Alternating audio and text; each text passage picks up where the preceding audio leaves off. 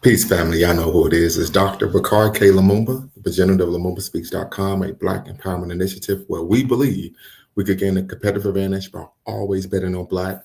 Back once again in conjunction, of course, with Bequaline Network, the Pan African social media extraordinaire, and the home of African centered news and information. And we have a great show for you all this afternoon, family, where we're going to be discussing Barack Obama, former President Barack Obama, the first, of course, Black president of the United States of America, 44th president of the United States.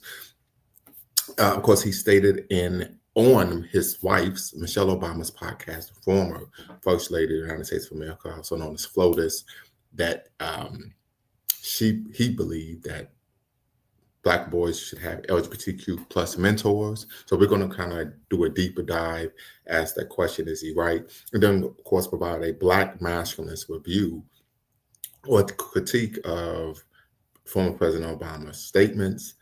Once again, family, if you're watching, make sure you like, subscribe, share, hit the thumbs up button, and hit that notification bell. If only Obama would find somewhere to go, sit down and shut up. Okay, Snapchat reviews. I see you're already in the building. Appreciate you. Make sure you hit that thumbs up button. And make sure that, of course, you share as well. Also, family, if you could be a blessing to the show, that's always greatly appreciated. You can make sure that you hit us up at the Venmo at B Lumumba, of course, Cash App at Lumumba Speaks. And, of course, you can always hit the super chat, right, so that we can make sure that we're providing a African-centered frame of reference to, of course, the content that we are bringing to you all. We got to make sure that we're supporting independent Black media. But with that said, family, many of you may have even seen a number of reaction videos online and in the social media space, and of course in these YouTube streets, where individuals were speaking ill, of course, regarding the comments that Barack Obama made. But I think some of it was taken out of context, right? But once again, we're going to provide a critique. But what I'm going to do, family, is I'm going to play the entire clip, right? So we could get more of a broader understanding of what he was articulating, and then provide a critique. Of course, his wife, Michelle Obama, she has a podcast. She has a YouTube channel, 348,000 subscribers. And of course, they were having this conversation. He's talking about what it takes to raise boys and how Michelle made parenting better.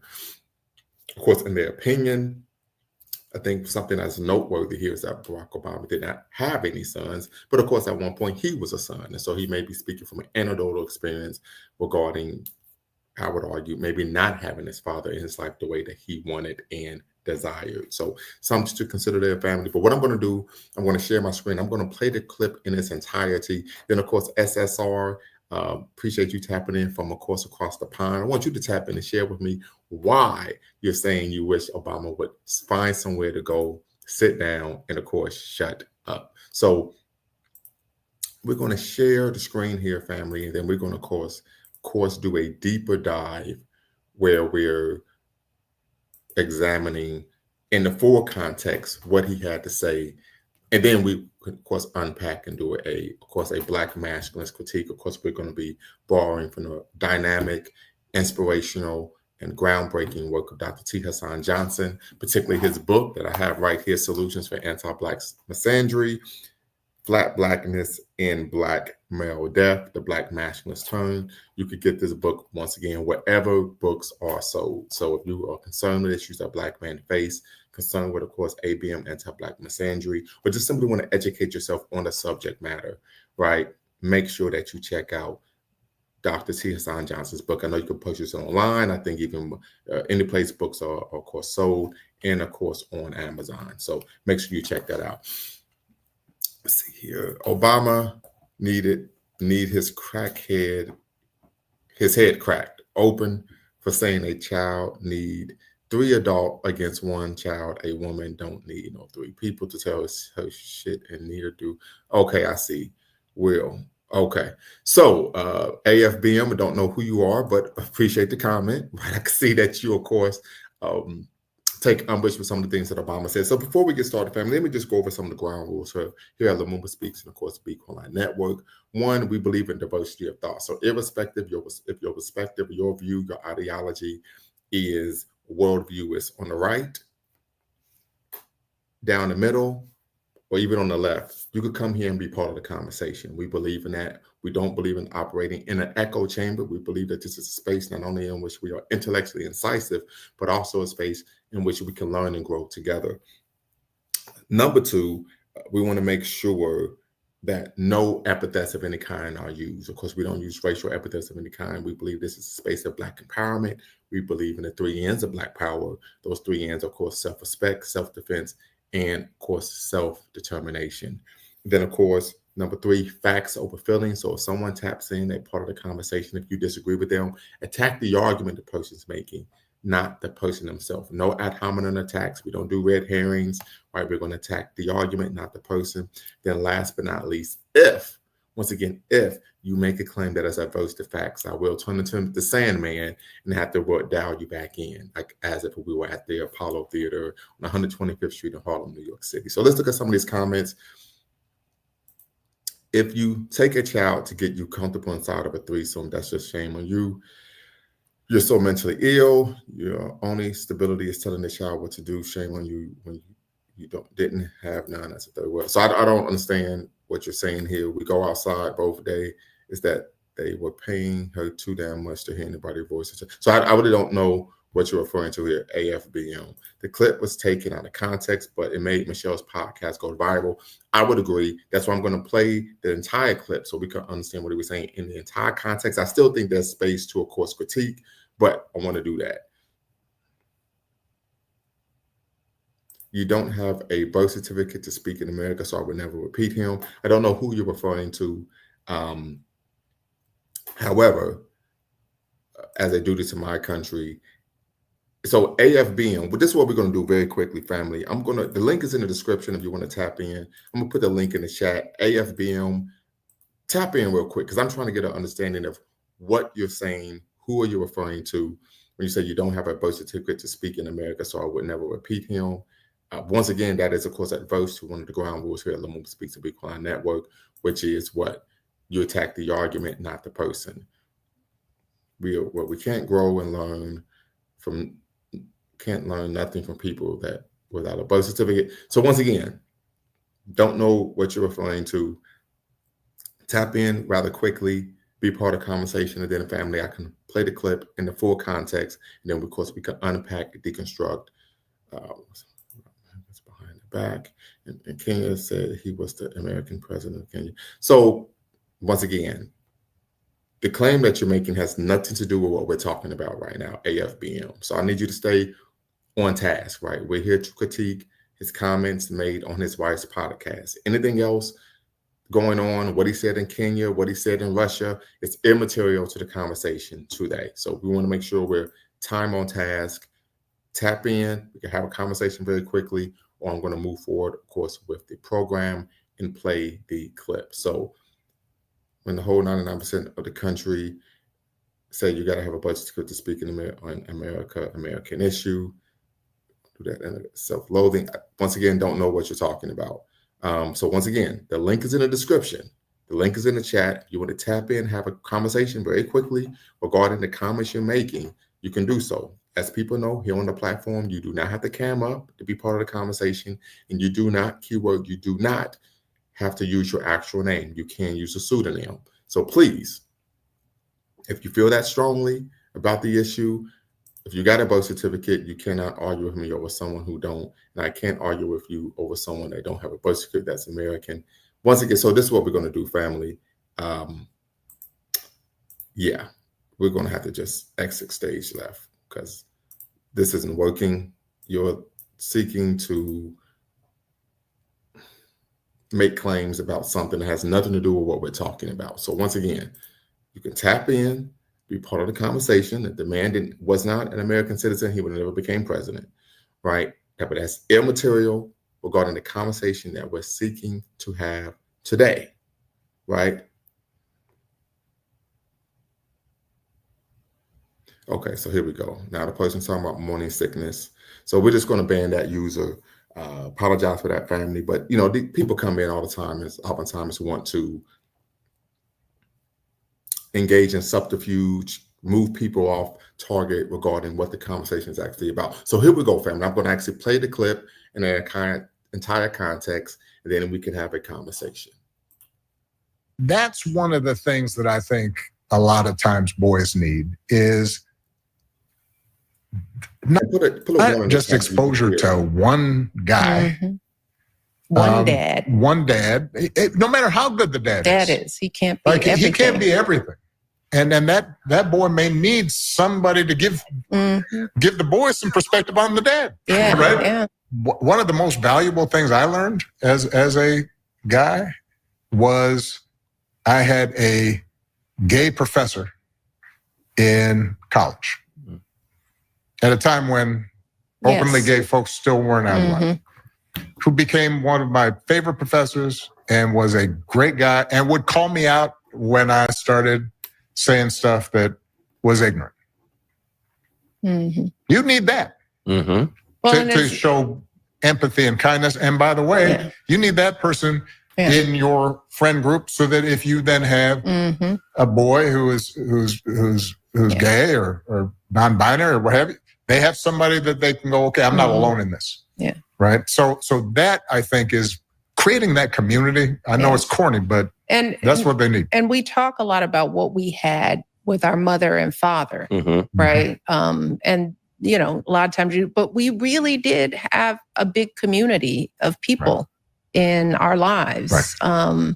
I mean, that we don't talk a lot about that on this show. We allude to it, but Craig and I, we grew up in a huge community of extended aunts and uncles and cousins and all types of male role models, which helped in broadening out and filling in where our mother and father were limited. So okay, family. So that's the clip.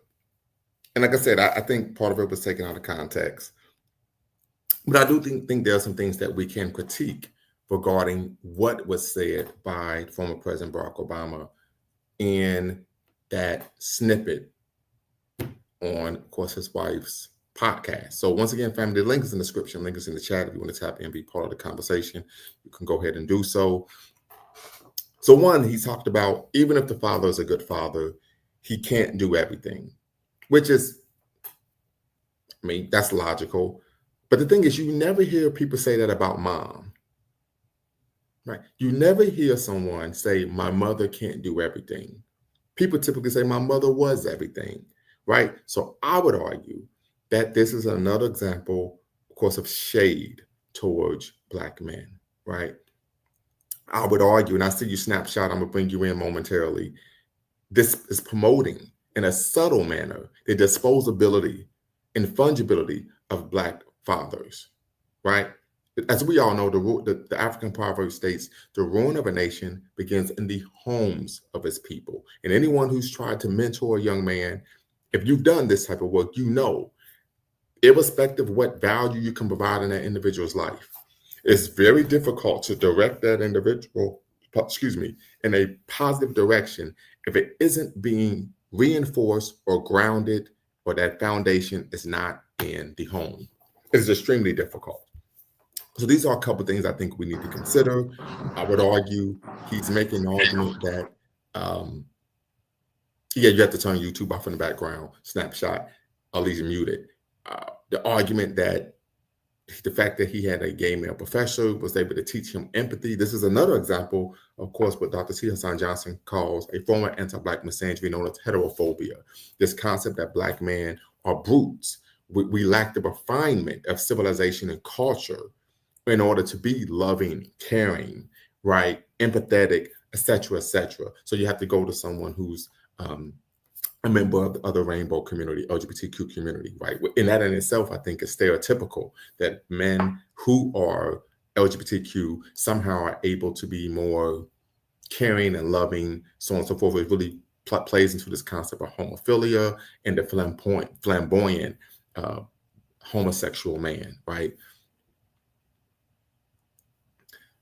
Okay, so these are some of the things, right? Now, I see your comment there, Mr. Sandman. You say these people have gay people in their family, that they throw attention when the president says it's okay to accept a gay person. But I don't know if I don't think he was saying it's okay to accept someone. I don't think he was making a claim about either you have to accept or deny.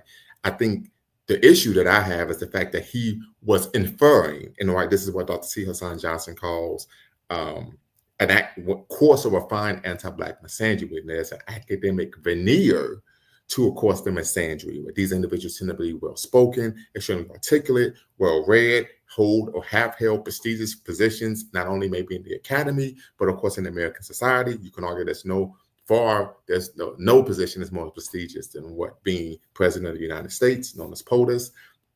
But what I took umbrage with is the inferring, right, the supposition of his statement was that heterosexual, because the presumption is that if you are a father, you have a child, you have a son, right, you're a heterosexual man, even though there are individuals who have children who aren't heterosexual. We all know that, right? But the presumption that heterosexual Black men are incapable, lack the capacity, right, to be loving, caring, affectionate, empathetic.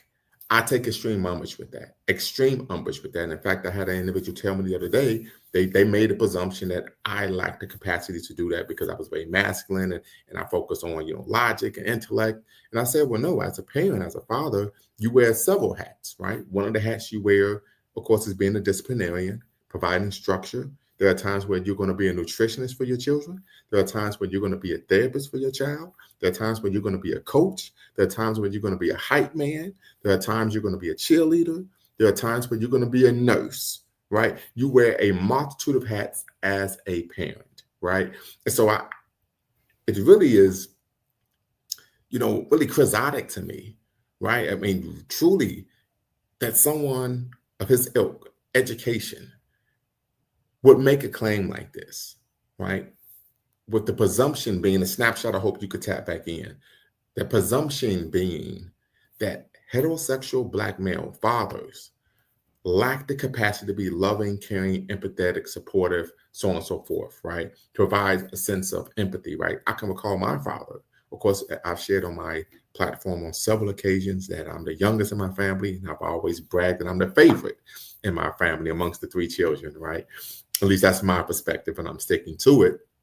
But I can recall vividly my father telling my brother and sister to be caring and loving, not to laugh at me, not to shame me, not to ridicule me when I wasn't able to do something that they were able to do due to the fact that I was much younger, right? And one of the things I struggled with doing early in my childhood was riding a bike, right? So they said, be supportive of your brother, right? So maybe he's making that claim because he didn't have his father. I'm making a presumption here. I'm not trying to throw shade or throw a shot, but I think oftentimes what takes place on these platforms of individuals are oftentimes operating from a nominal feminist paradigm, right? And from a feminist paradigm, they view patriarchy, masculinity as inherently, historically, and contemporarily troubled. And oftentimes with these paradigms, right, these ideological constructs of Black men in civil society, in Western society, you could even say in the world, what takes place is they view any and all attributes of masculinity and patriarchal behavior as problematic, right? But then behavioral characteristics associated with femininity and matriarchy are viewed as positive, right? And they arbitrarily make these type of claims. Arbitrarily, it isn't based on empirical research, longitudinal studies, or even conversations with Black men who are fathers, right? Or Black men who had fathers and they were sons. So that's the issue. That's the rub that I had. That is the issue and the rub that I had with his comment, right? The second issue, and I think this is maybe tertiary to, of course, the issue at hand, was once again stereotyping homosexual men as somehow having the capacity to be more empathetic and loving and caring based on their sexual orientation. I've read a large amount of queer theory due to, of course, that was required in my doctoral program. And I can recall, I'm quite sure I read somewhere that one of the issues members of that community had was the fact that people were associating their character with their sexual orientation. And they argue that it's not mutually exclusive, right? We're simply a regular person just like anyone else. But he's now making a claim that this gentleman was able to be caring, loving, and empathetic because of his sexual orientation, not because of his character or his education, right? Which I think, of course, is problematic. Now, when he says, hey, if you have a child who's a member of that community or non-binary, that's a good thing to know that person, because then they know that they're not in it by themselves. That, of course, makes complete sense, right? You need community.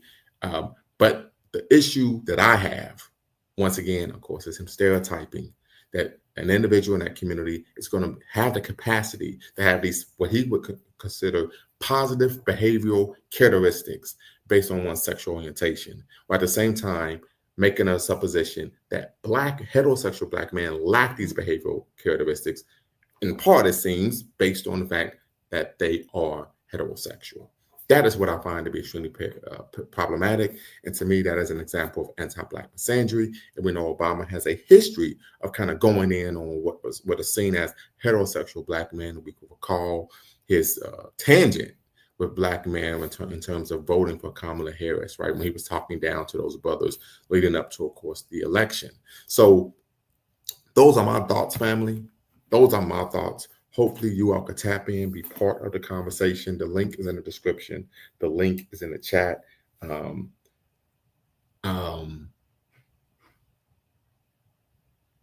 But I would love to hear from you all on this issue. Once again, I played the video in the entire context so that people could get an understanding of what he's saying, what he said, not take it out of context and just, go for the clickbait to get views. But those are my views. Of course, this is an intellectual critique. I would argue an African-centered Black masculinist critique, of course, of what Obama had to say. And of course, we're working from, of course, the dynamic work of Dr. T. Hassan Johnson, who, of course, is a full professor of Africana Studies at Fresno State University. And if you haven't, family, as I said before, make sure you get his book, Solutions for Anti-Black Misandry, Blackness, and Black Male Death. We're talking about the Black masculinist turn. So, David Plummer, well, that has not. He is immaterial to the conversation. So, I appreciate the comment, but he is immaterial to the conversation. Our focus, once again, is just examining what Obama had to say in this clip regarding mentors for, of course, Black boys, the raising of Black boys. And I think another issue, once again, is we talk about the disposability, right? A lot of people who I would argue seek to undermine Black fathers' role in the raising and rearing of their children, particularly in terms of implementing values, worldview, perspectives, etc. Would say, well, see, the Obama said that, you're not enough. So I could just go arbitrarily find someone else and then have them start playing that type of role in the child's life.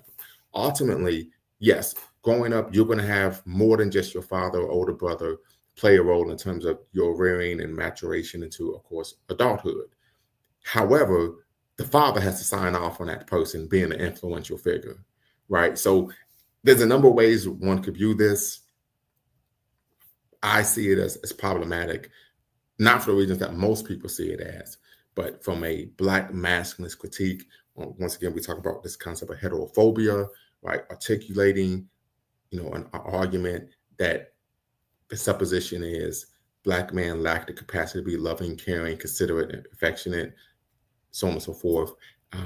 This concept of disposability. I've never heard someone say my mother couldn't do everything, wasn't everything, right? I can recall Kevin Durant when he won the MVP award saying my mom was the MVP, right? Even though we know you can't do everything. So this type of language, I think, is representative of course, viewing Black men not only as socially incompetent, which of course is another form of course, anti-Black misandry, but also as disposable. We're talking about the fungibility of course, Black fathers.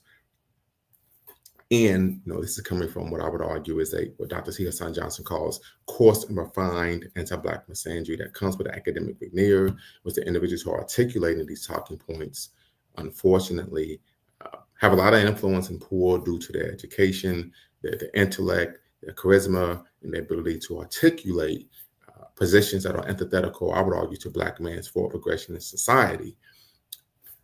But they're able to get away with it due to, of course, their credentials and intellect. So once again, family, the link is in the description. The link is in the chat. Tap in, be part of the conversation. I would love to hear your thoughts, particularly about Mr. Sandman, because it seems that you, of course, were aware. And of course, I hope that snapshot reviews, you could tap back in as well. Let's see here. Max says, seems like Obama's pushing the agenda that he championed for during his presidency. That may be the case. Maybe the case. Tap in, be part of the conversation.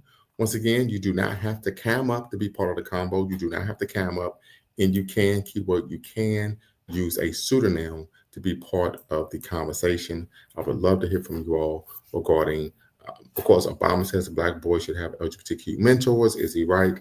I would argue that in a nuanced manner, he made that claim, particularly his view or belief that individuals of that ilk are able to teach compassion, consideration, etc., empathy, something I would disagree with. I know people, irrespective of their sexual orientation, that are low down and don't give a damn about anyone, who are selfish, solipsistic, and think the world revolves around them.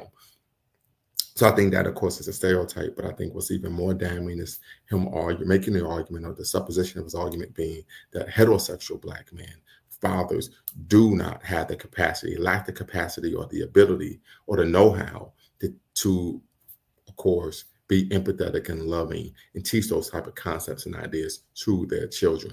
That is what I take extreme umbrage with. And so I would love to hear you all's thoughts on that as well. So once again, family, the link is in the description. The link is in the chat. Tap in, be part of the conversation. You're watching, of course, LumumbaSpeaks.com, a Black empowerment initiative where we believe we could gain a competitive advantage by always betting on Black, in conjunction with the Bequalon Network, the Pan-African social media extraordinaire, and the home of African-centered news and information. Thumbs up, thumbs up, thumbs up. Make sure you hit the subscribe button, hit the notification bell.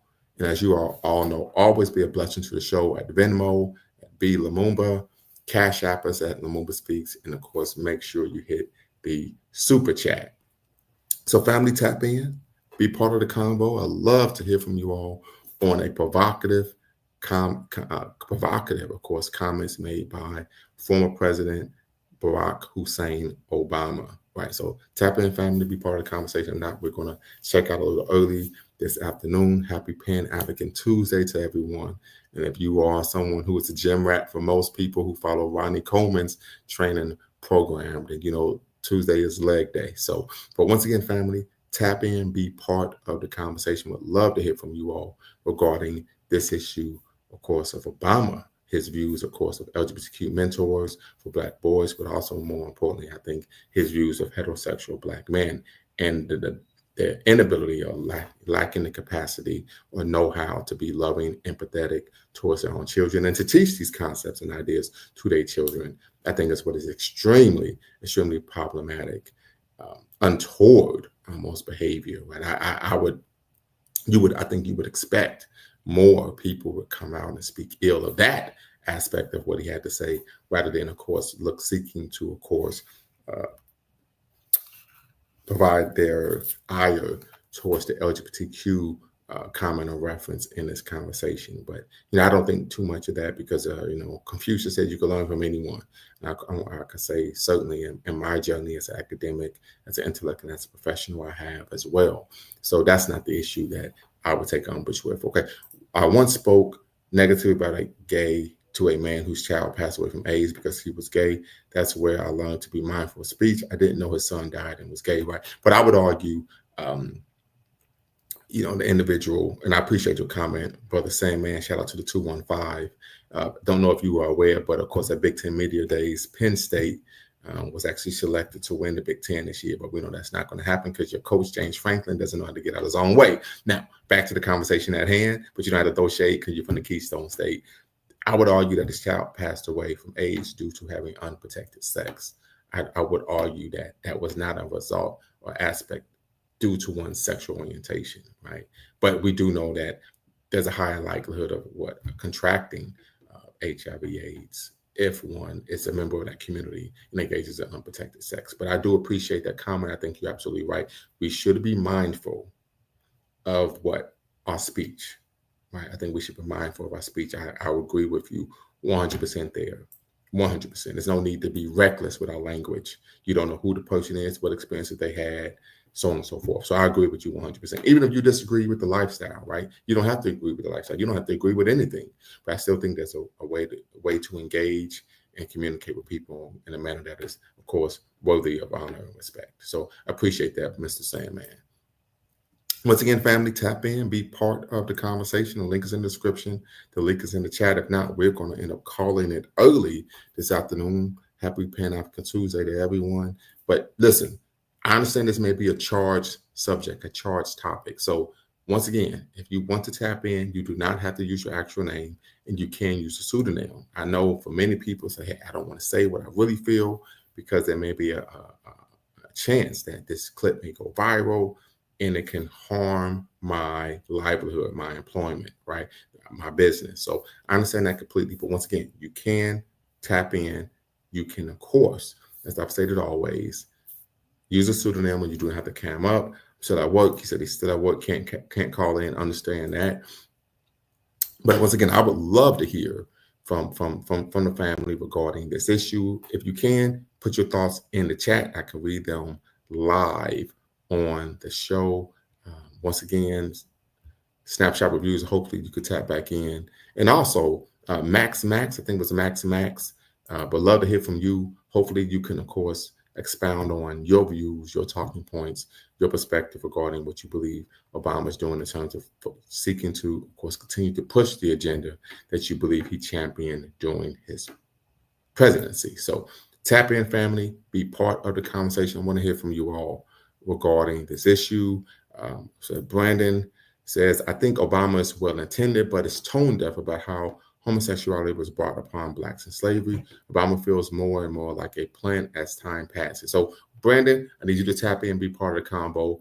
I want to get a better understanding of what do you mean by that when you say it being brought upon Black people during the Holocaust of enslavement. Please tap in, be part of the conversation. Once again, you do not have to cam up, and you do not have to use your actual name. You can use a pseudonym. Tap in, be part of the conversation. I want to hear from you regarding this issue, but I also like for you to expound, of course, on your comments. So please, if you can, tap in, be part of the convo regarding Obama being tone deaf, the issue of course, it being forced upon Black people during the Holocaust of enslavement, and your views that Obama is a plant at times. What do you mean by that? So tap in, family, be part of the conversation, but love to hear from you all. You're watching, of course, LumumbaSpeaks.com, a Black empowerment initiative where we believe we can gain a competitive advantage by always betting on Black in conjunction with Bequaline Network, the Pan-African social media extraordinaire, in the home of African-centered news and information. So once again, family, tap in, be part of the conversation. Can't wait to hear from you all and have a robust, intellectually stimulating conversation where I hope we can provide a Black masculinist critique, of course, of Obama's comments. So tap in, family, be part of the convo. If not, we're going to end up shutting things down a little early. Brandon, if you're still on, put a 1 in the chat if you're going to tap in. Put a 2 in the chat if you want. So once again, Brandon, if you could put a 1 in the chat if you are going to tap in, and put a 2 in the chat if you are not, that would be greatly appreciated. That way I would know to stay on, of course, or tap out. But once again, family, hope to hear from you all. Once again, you do not have to cam up to be part of the conversation, and you can use a pseudonym. But as I said, I've shared my views, and I think part of that, of course, is rooted in not only heterophobia, but also this concept of the disposability of Black men, Black fathers, and even viewing Black fathers as socially incompetent, right? They make the claim that he could be a great father, but he's not good enough. And we never hear that type of parallel comment made about mothers or Black mothers. I think, once again, it speaks to, he may even think that he's well-intentioned, but the ingrained anti-Black misandry that I think, of course, he has experienced and, of course, is articulating himself. So number of things to discuss, right? He even talked about in terms of when he would go over to see, Michelle at their parents' house, and talked about how there were a lot of men in the family, uncles, cousins. Some were soft-spoken, others were loud, right? Even using the adjective of loud, right, as a descriptor of the person's behavior, where he could say simply someone more assertive, right, in terms of their disposition or their views, right, or willing to communicate that. I just think, once again, that the language that he used, of course, I think speaks volumes in terms of how one views a particular group of people or subgroup, right? And like I said, I believe that the supposition of that statement, the statement that he made, was rooted in numerous forms of anti-Black misandry. Hey, I may be reading too far into it, family. Hey, you tell me. But once again, family, tap in, be part of the conversation. You're watching LumumbaSpeaks.com, a Black Empowerment Initiative where we believe we can gain a competitive advantage by always betting on Black, in conjunction with, of course, Bequaline Network, the Pan-African social media extraordinaire, and the home of African-centered news and information. So tap in, family, be part of the conversation. The link is in the description. The link is in the chat. I know this is something people want to talk about because I saw it blowing up, of course, on the message boards and, of course, on social media. So tap in, family, be part of the conversation, and let me know. Maybe I'm off base here. This is a space where we're able to have some engaging constructive criticism. So we'd love to hear from you all regarding this issue. So once again, Snapshot is back. Appreciate you, brother. Hello. Can you hear me? I can hear you just fine. Oh, okay, cool. Sorry, because I'm outside and there might be a bit of street noise, but if it is, just tell me. I'll have to drop off again. Yeah, I just picked up bits of that conversation, and I've seen other people's commentary on it. It just always seems like from conversations like that with people like that, it always starts off from a position that the man or the father is inherently bad. They don't know that, right? They don't know that at all. And they are also inferring as if the dad is the only person that the son is going to get male influence from. Well, isn't that what we have godparents for, or uncles, or like, do you know what I mean? Other or teachers and stuff that you would come into contact with. Right. It was very much because what I find with certain people of a certain, say, class, as we call it, they're very quick to just look down their nose at people or just assume the worst based on nothing. Right. And what I also noticed from that conversation is anything involving mothers or any kind of talk like that, there was never this starting from a negative perspective. Yeah, there really was no critique whatsoever. Could do no wrong. Yeah, no critique whatsoever. Yeah, exactly. So it's a bit weird. But for him saying about the gay professor or whatnot and stuff is a bit weird because obviously homosexuality is a sexual orientation, isn't it? Mm-hmm. That should have nothing to do with how that professor has a conversation with you as a student or talks to you. He could give you some really good life advice, but the fact that he's gay is absolutely irrelevant. Yeah, it's immaterial. It has nothing to do with that. And that's why I said, and I kind of said this in a fleeting, a jocular manner. I'm quite sure I recall reading that when we talk about many gay rights activists, they took umbrage with people associating their sexual orientation as being a representational placeholder or found, I can't think of the proper word, but playing a role in that person's overall character. Yeah, I don't know. It all sounds kind of weird to me, man, really. I mean, really and truly, that should have no bearing on how a student interacts with a professor. That's got nothing to do with it. If the professor is professional, they would keep their personal life separate. Personal. Because here's the thing, I know some folks in that community who are low down. Wayans, dirty shame, low down dirty shame. So what are we talking about here? Yeah, exactly. It's not like there aren't any bad people in that community, but they're acting like the default for them is it's someone who's good. Right. It's weird, but also and that's an example of heterophobia, anti-Black misandric heterophobia. I've never heard of that phrase before. Yes. So matter of fact, this is why I tell everyone, please go get this book by Dr. T. Hassan Johnson. You can get it on Amazon or anywhere books are sold. Solutions for Anti-Black Misandry, Flat Blackness, and Black Male Death, the Black Masculinist Turner. So I'm just going to read this section where he talks about anti-Black misandry, heterophobia. Right? So let me see here. Give me 1 second. And so if you go on my channel, I actually did an interview with Dr. T. Hassan Johnson back in October of last year where we discussed this book. So heterophobia, he says heterophobia is the constructed idea that heterosexual Black men are to be hated because they are wicked, evil, and to be feared. In essence, heterophobia is the fear of straight Black men. This has a long history stemming from the chattel slave era, and is the impetus behind the many rape accusations, lynching, instances of police brutality, time massacres, and high incarceration rates faced by Black men.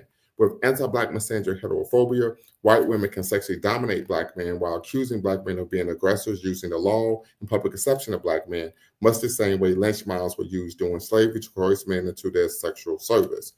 Meanwhile, heterosexual Black men are often sought after by white men as big game, or in other words, those with martial authority or vigilantes who hunt Black men for sport. This is the cause of many police killings of unarmed Black men seen as both a threat and the means for demonstrating social dominance. Ironically, anti-Black male heterophobia can be seen in research from the most popular theoreticians on Black masculinity, i.e. Bell Hooks.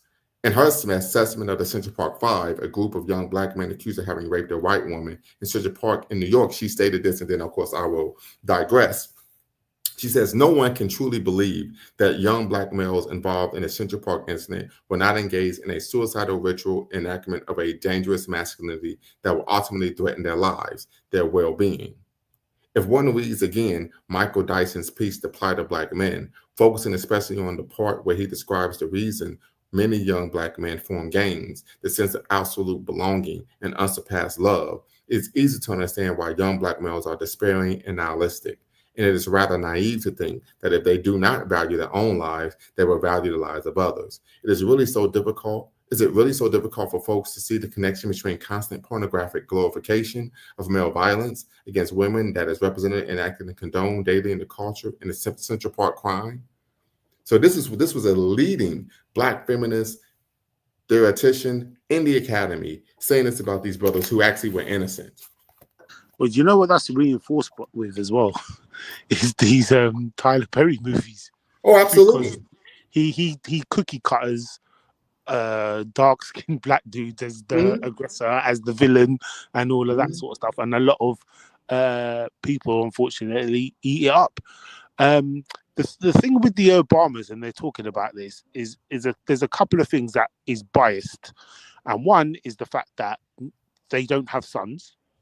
So they only have daughters themselves. So they would have a limited view of raising a son. And my understanding is Barack himself, he didn't really have a relationship with his father. That is correct. So, but you would think that, because I think Michelle and her brother seem to talk highly about their parents. Yeah, they've got first-hand experience of a father doing the right thing, but still the default is the heterosexual male is bad. Mm-hmm. It's a weird. It's weird. I don't know how else to kind of describe it. Absolutely. It's like once you start to go down this narrow tunnel vision, like where you start to deny your own reality, people are lost. Like I'm seeing it more and more now with a lot of this xenophobic divide that seems to be trying to happen in the diaspora. And I know people firsthand have had the opposite experience of the crap that they're spewing online. But despite that, it's like they give up their brains for the negative, like or the things that just aren't real. For what reason? Well, I think part of it is a sense of belonging, right? And I think that's part. I mean, when Bell Hooks talks about, citing Michael Dyson, talking about why Black men join gangs, right? But oftentimes they're joining gangs because there's a lack of an actual family. They don't have that actual male figure in the home. And I remember, so you all, all aware of Brother Dwayne Omawale. He's the resident historian here at, of course, Lumumba Speaks and Be Cool Network. And he's far better a historian than I probably would ever be.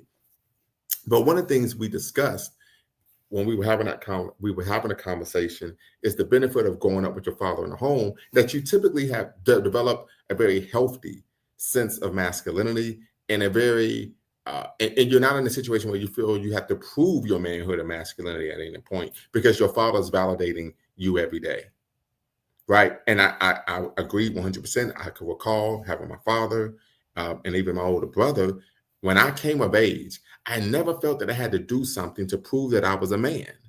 And when I came in contact with brothers, of course, who didn't have fathers in their home, they would normally say, hey, I'm a man, that's why I'm doing this. I never felt that way.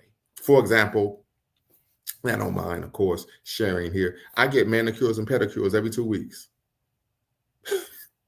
That doesn't make, I don't feel like I'm not a man, right? I don't like doing manual labor, even though I can actually work well with my hands, fix things, so on and so forth. Not something I like to do, right? Yeah. So even though I lift weights on a regular basis, and I could bench press nearly 400 pounds, I could squat nearly 500 pounds, I could deadlift nearly 600 pounds. I don't view any of those things having anything to do with my masculinity.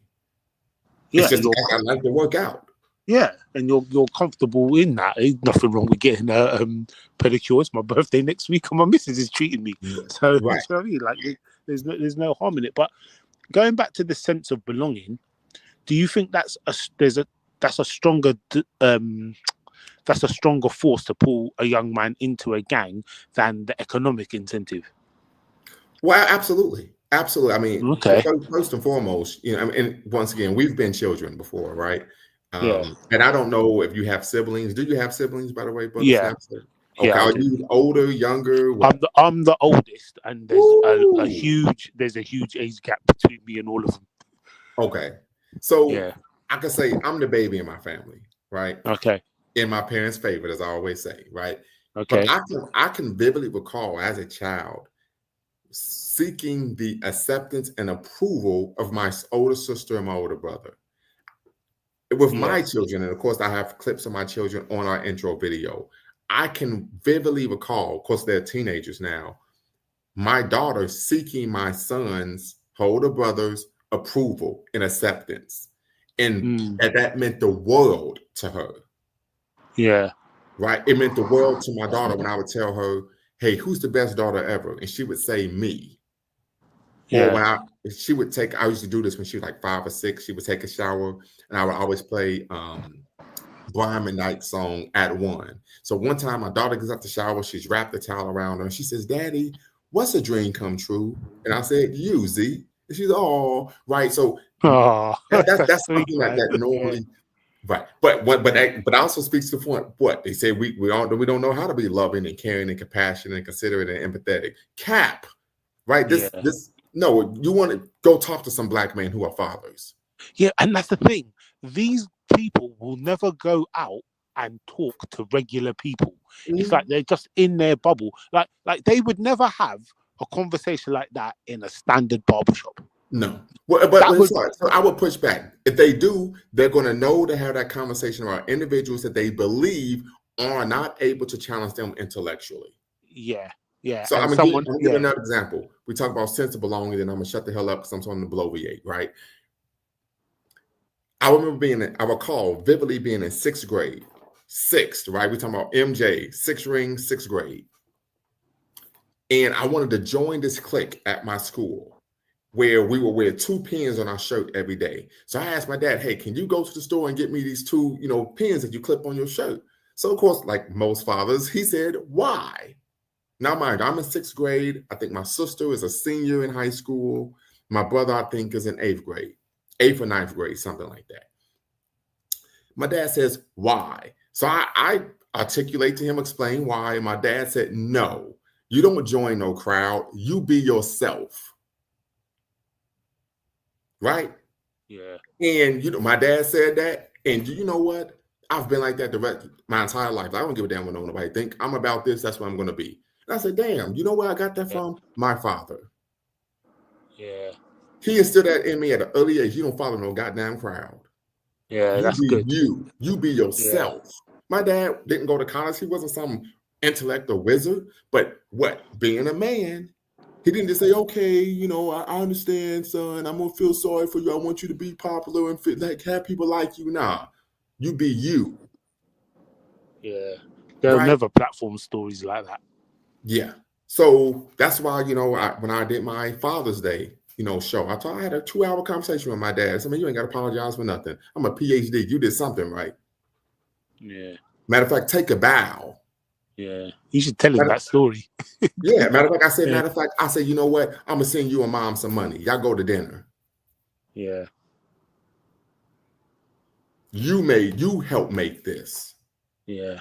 Now, of course, when you leave home, of course, you're going to run into people and they're going to play a role in terms of having mentors. That's why that's why we tend to, even on the continent, even in the diaspora, we call people uncle and auntie, right?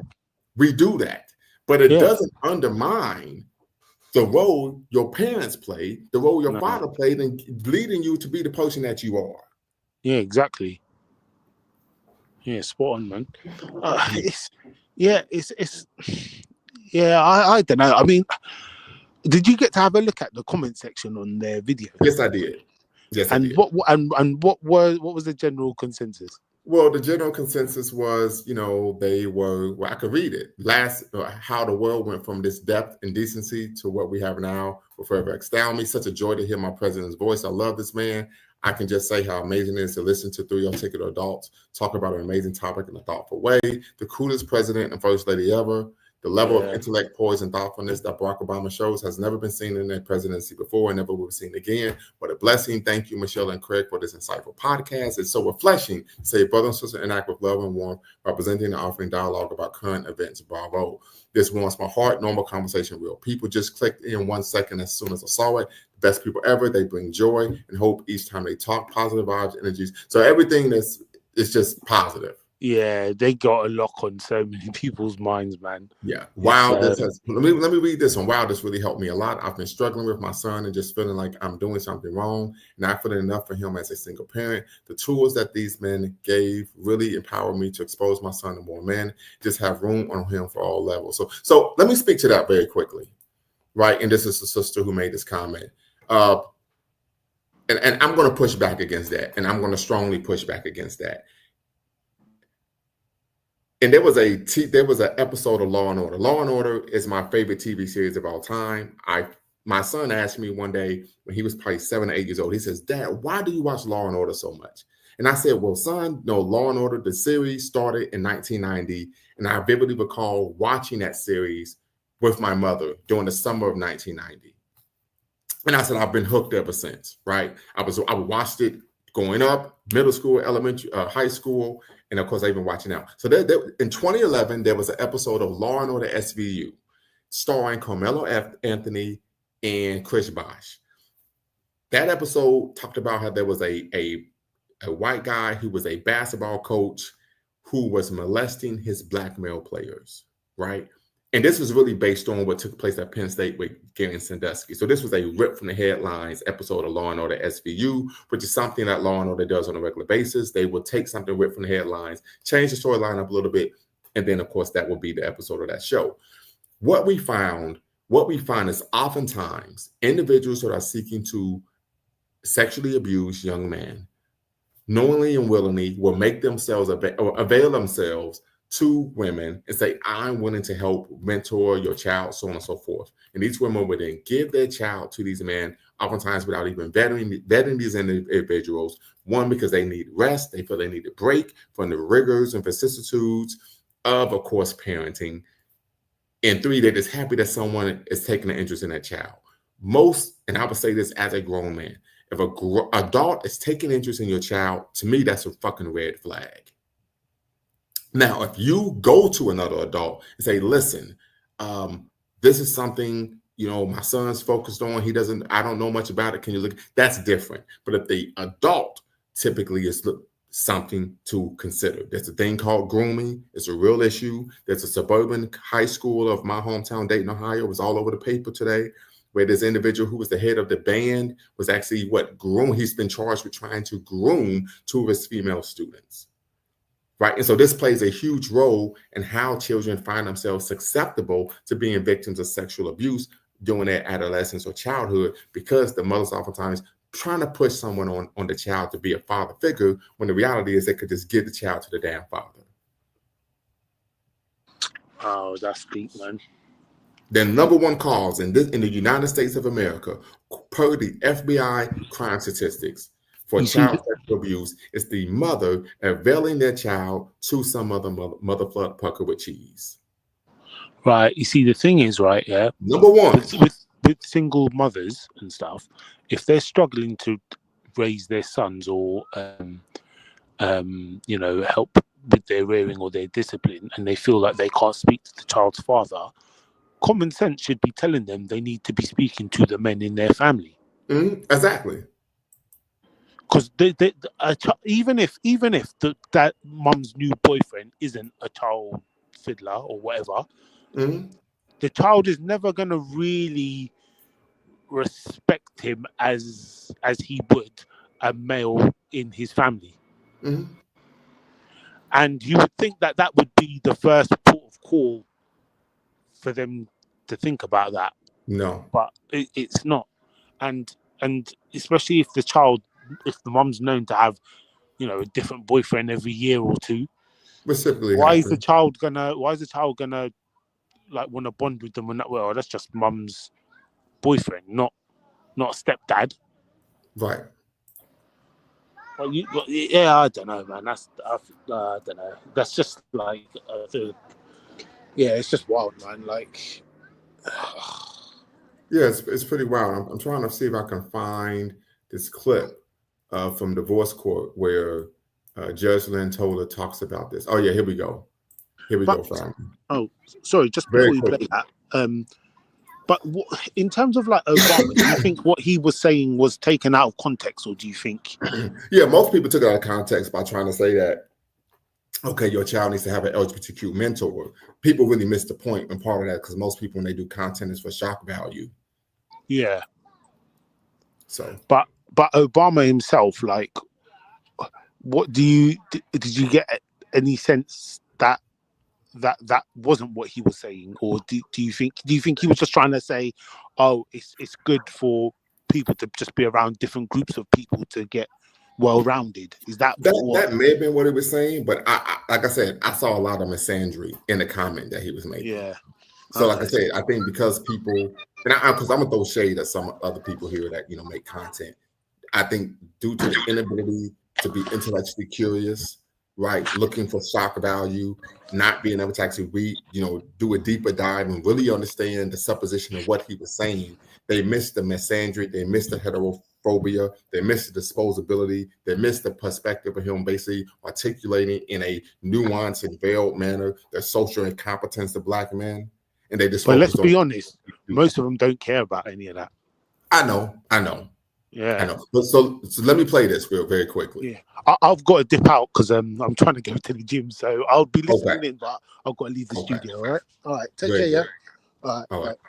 Let me tell you people something. The rush of love is nothing but a chemical reaction. It's your hormones talking to his hormones. Like, ooh, wee, look at him over there. He's saying a couple of things I like. And then your hormones say, yeah, ooh, wee, look at there. This could be a constant source of sex. Let's see if we can do something about it. And you don't know anybody in 90 days. You certainly don't know them well enough in 45 days to put your daughter in a car with them and let them leave your premise, leave your site. You don't know that. I don't care how good it feels. I don't care how right it feels. People tell you what they want you to hear when they're first trying to get you.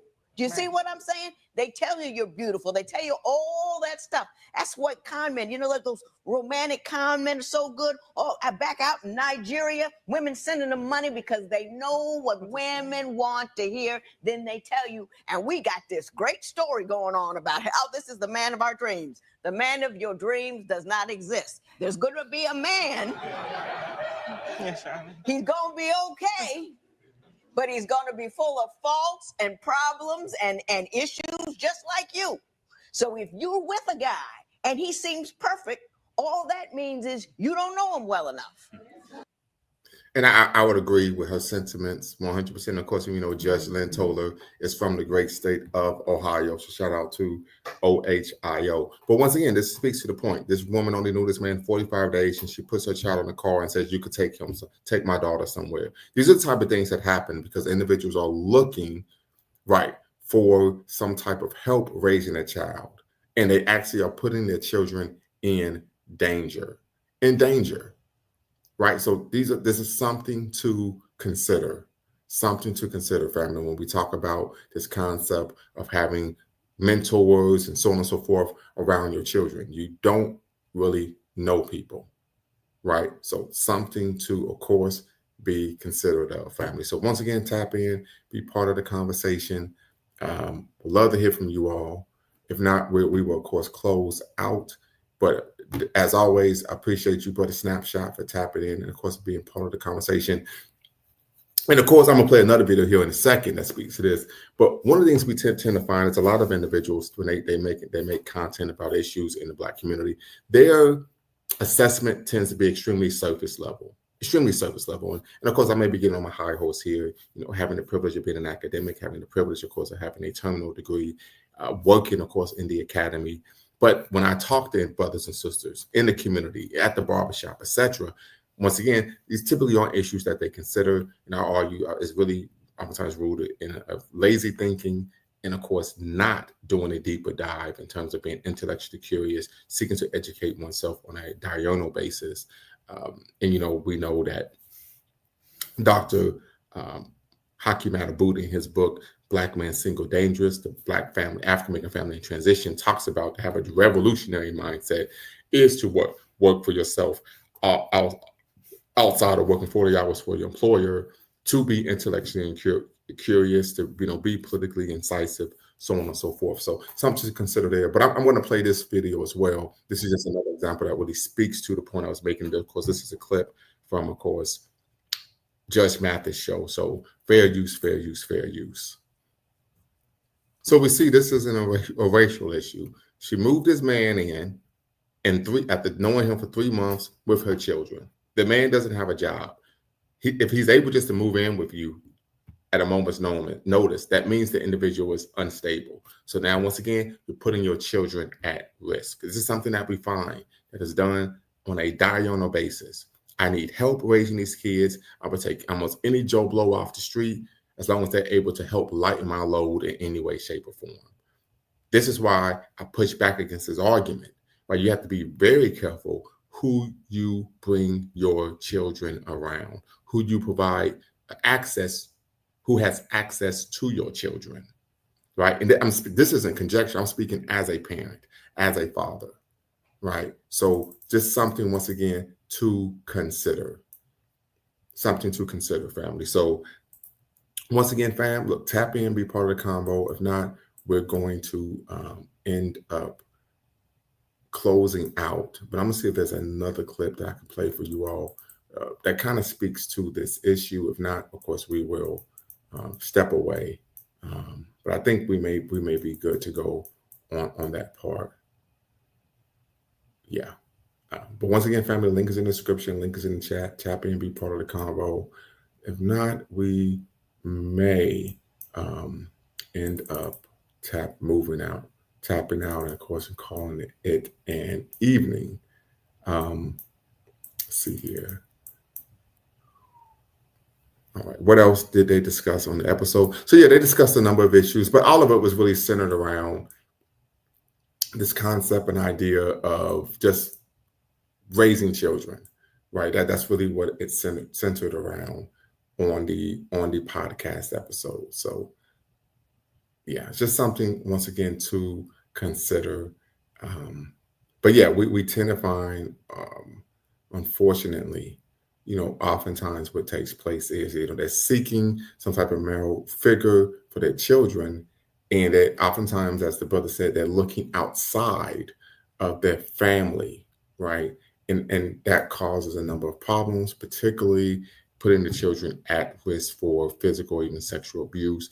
We find this all the time rather than look internally. And we talk about from an African-centered frame of reference, actually that responsibility goes to maybe your brother or one of the oldest male relatives. So like to be that father figure, to be the father if the father is not present. So once again, something to consider. I had a sister once try to pull that game on me. Well, you should, from an African-centered frame of reference, you're about community, so you should be willing to raise my child. And I said, well, no, it doesn't work that way, right? This is another example, family. I'm going to play this fair use, fair use, fair use. This is another example, once again, of a mother having a son, having issues of raising a boy, and being happy that somebody's taking interest in a child, and this is what ended up happening.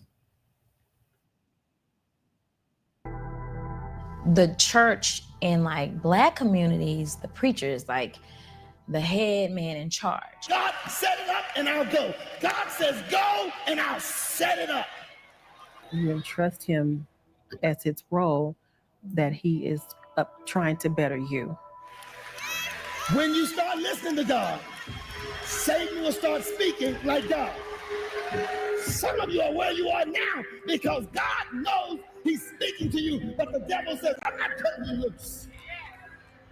I believed he loved me. I believed that this man saw me and had a true desire to help.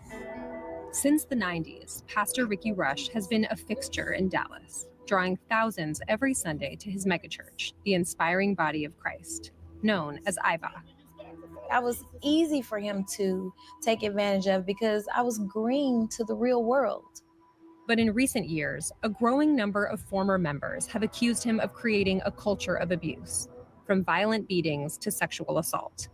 Sisters Renee Phillips and Donna Fields say they were two of his victims. He guided me to the table and unzipped his pants and started trying to insert me. And I was like, no, stop. No words, just guiding me to the ground. And that's where, in that room, he raped me. So,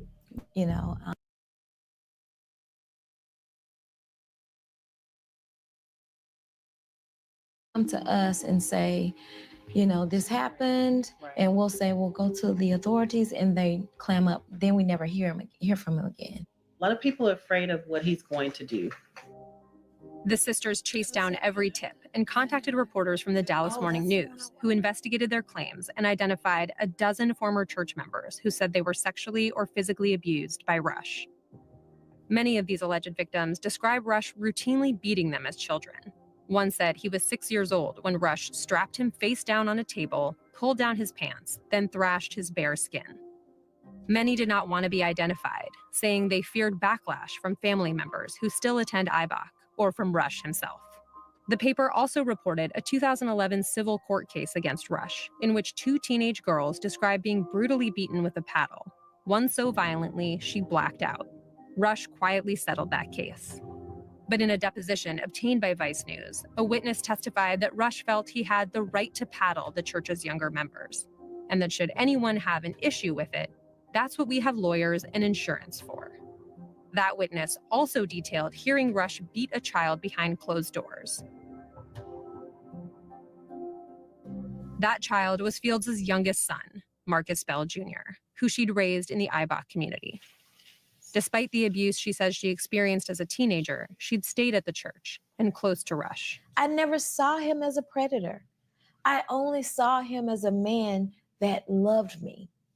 And I'm trying to teach my son to trust God and to be spiritually minded.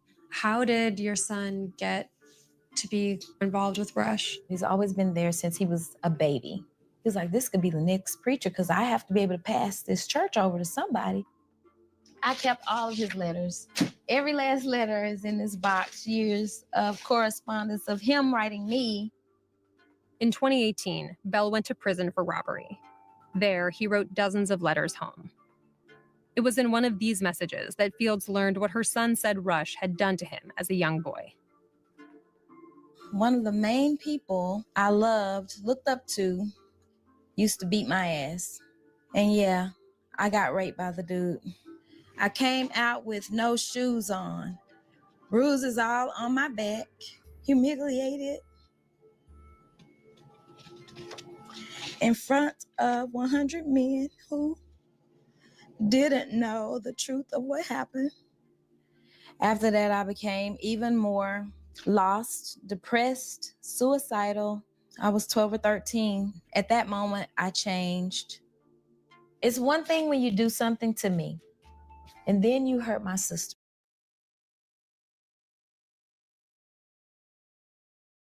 This is what I'm talking about, family. You should be leery of someone who's taking an interest in your child. This is coming from someone who's a parent. You should be leery. Right, but this is what happens. Single mothers, having a difficult time with my son. He needs to have a male role model instead of going to the father. You go to all these other individuals, and look what happens more often than not. And I'm willing to say that more often than not, this is what happens. The child ends up being physically or sexually abused. Yeah, absolutely.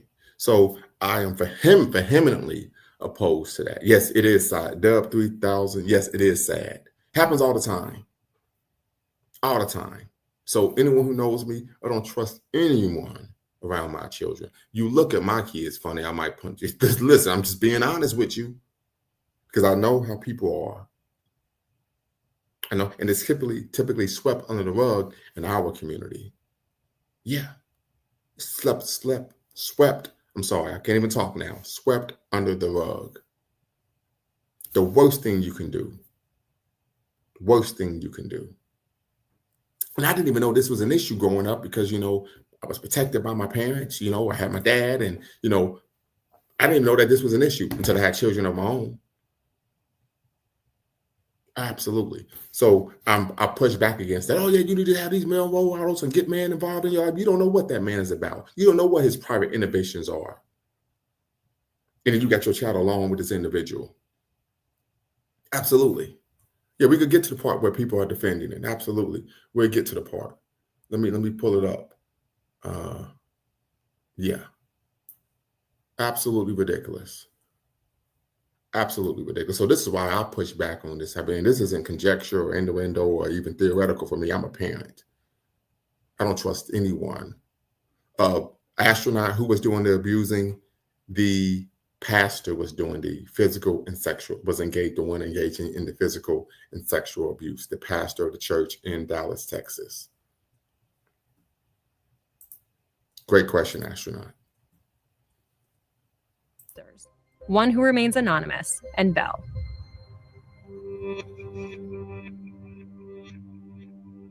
The Bible tells us that God's going to bless you without moving you. He'll bless you right in the presence of your enemies. God says, what I'll do is I will let those who came to seek your destruction, I will let them watch your resurrection. So we've tried to get a hold of Rush several times over the past few months. We've contacted his church. No one has responded to us. We've reached out to his lawyers. They've refused to make him available. So we're trying to see if we can meet him in person, and we're heading over to his church where he's supposed to lead Sunday services this morning. We were hoping to speak with Pastor Rush. We've been trying to get a hold of him for a little while. Stand over here, I'll get somebody to let you come Okay, out. that'd be great. Thank you so much. We are so grateful that you are here to experience IBOC. We're hoping to, maybe observe a bit of the service and maybe see if there's time we could speak with him. Okay, sure. We can do it without the cameras, though. Okay. What in regards to? There's been a series of allegations against him over the past few years, and we were just hoping to see if he would be willing to speak with us. Okay. Comment on that at all. Not on a Sunday. I mean, he's focused on the word today. I mean, that's long gone and past, and we're done with that. We moved on with that.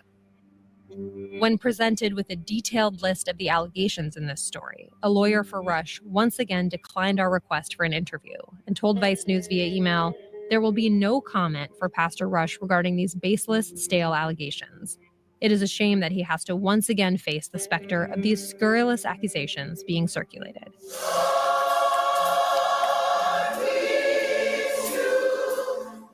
In August 2022, a grand jury decided there wasn't enough evidence to support bringing charges against Rush. Belle's case would not go to trial. What can I say? Pastor is like the president of Dallas. I don't care who the mayor is in Dallas right now. I don't care who the police chief is in Dallas. He playing good chess. You know what I'm saying? He got very powerful pieces around him. Unless new accusers whose claims fall within the statute of... Okay, so... yeah, as I stated before, you should be leery of individuals who are taking an interest in your children. Leery. People know me. People know what I'm about. Someone comes and say, well, he's a pastor, he's a minister. I said, that don't mean anything to me. In fact, I'm more inclined to look at you funny style. This is a norm. Happens all the time. And oftentimes we find, matter of fact, the second leading cause of child sexual abuse are individuals linked to religious institutions. The second leading, when we talk about sexual abuse of children, are individuals who are linked and connected to religious institutions. I don't know what it is about religiosity and child sexual abuse. I don't know what it is, but these are real issues. So once again, this is something that's being pushed. Oh yeah, you got to get somebody involved with your child. Da, da, da, da. You don't know who that person is or what they're about behind closed doors. You do not know that person's character. And oftentimes you're putting your child at risk. So what the young man said, what did he say? He said, I was 12 or 13 when this happened. He says, I became even more lost. And then he ended up leading him engaging in a life of crime and then serving time in prison. He's messed up in the head. Could you imagine a 12, 13-year-old boy being violated that way? It probably drove him halfway crazy. But go ahead and listen to the Obamas. Go ahead and listen to the Obamas if you want to.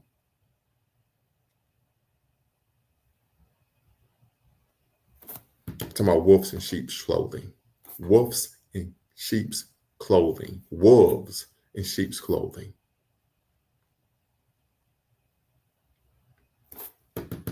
Be leery of people who are taking an interest in your child. But what did that sister say? She was a young lady. She said, I didn't know how the world actually worked. I was naive. He took advantage of me. This is what happens. Swindlers, charlatans. That's why when we did the show, I believe it may have even been yesterday or the day before, we talk about 19 keys. I only want to work with young people. Yeah, because they don't know how the world really works. So you can manipulate them. They're not privy to what the con that's being ran, the game that's being ran. They're not privy to or knowledgeable of the vicissitudes of life. So what? The African proverb states what? The ruin of a nation begins in the homes of its people. We talk about culture, and we know culture is far more than food and music, brothers and sisters, right? Culture, social organization, political organization, economic organization. Part of that social organization, we have to get back to organize a community properly socially, where we're having stable, functional, healthy family units to help prevent these type of things from taking place. Yeah, absolutely. Something to consider, family. Don't listen to these talking heads on podcasts. They don't know what the French toast they're talking about. Grooming is a real thing. It's a real issue. This man is 45, 46 years old, messing with a 12, 13-year-old boy. He should be castrated. Let's keep it a buck. He should be castrated. But this belief, oh, I just got to find some man to be there for my child. Let me see if I can pull this up on Law and Order. Law and Order SVU. SVU.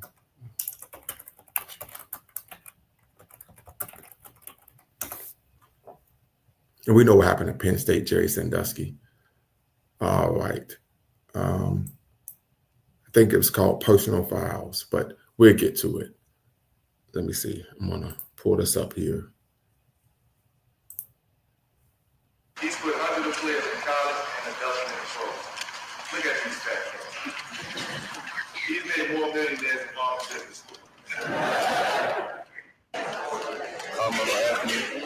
I'm just starring. Okay, I'm sorry. That's just a snippet. So let's see if I can find this here. Because I know I purchased the actual episode. So I know I have it here. Here we go. Yeah, I purchased the episode. So we get to this family. Then, of course, we're going to cut out fair use, because I don't know if you all will be able to hear this because this, of course, is Law and Order. But please let me know. Put a 1 in the chat. In the criminal justice system, sexually based offenses are considered Can especially you all hear heinous. that? Put a 1 in the chat. In New York City, the dedicated detectives who investigate these vicious felonies are members of an elite squad known as the Special Victims Unit. In this episode, he's a NBA MVP, and they get him to finally, the SVU detectives get him to finally admit what happened when he was a child. This is ripped from the headlines, family. This is based on, of course, what took place. Powerful. Once again, family, this is my position. Be leery of someone who takes interest in your children. Until next time, y'all know what to do. This is Dr. Lumumba, out. Before you go, make sure you hit the subscribe and like button. Thank you for supporting the channel. And remember, here at Lumumba Speaks, we always bet on Black. Peace.